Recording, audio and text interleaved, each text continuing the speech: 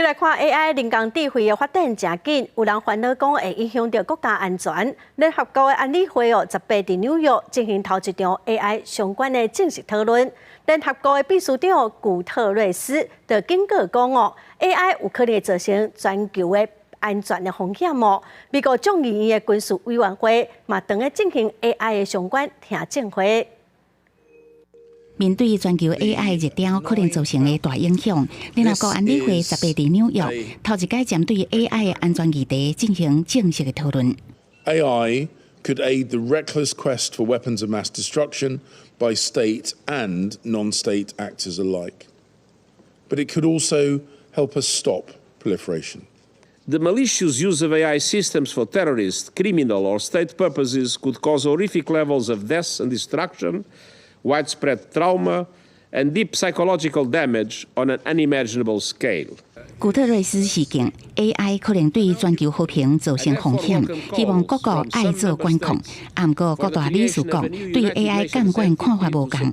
美国认为无应该用 AI 审查镇压人民，不过中国是反对用 AI 寻求军事霸权。美国众议院军事委员会的小组委员会也伫18针对 AI 议题进行听证会，也佫找 AI 业者出席。AI is China's Apollo project. The Chinese Communist Party deeply understands the potential for AI to disrupt warfare and is investing heavily to capitalize on the opportunity. 华为的 AI 公司创办人亚历山大王认为，若做美国未当伫 AI 方面得到胜利，都可能甲全球的技术领先地位，任何亲像中国这种的战略对手。委员会主席加拉格尔是烦恼，若做要制定暂停 AI 发展的国际法规，也有可能会带来更较大的风险。The CCP, if they win this competition or win the sort of AI component of this competition, will likely use that technology for evil as a way of perfecting a repressive totalitarian surveillance state, as well as exporting that model around the world.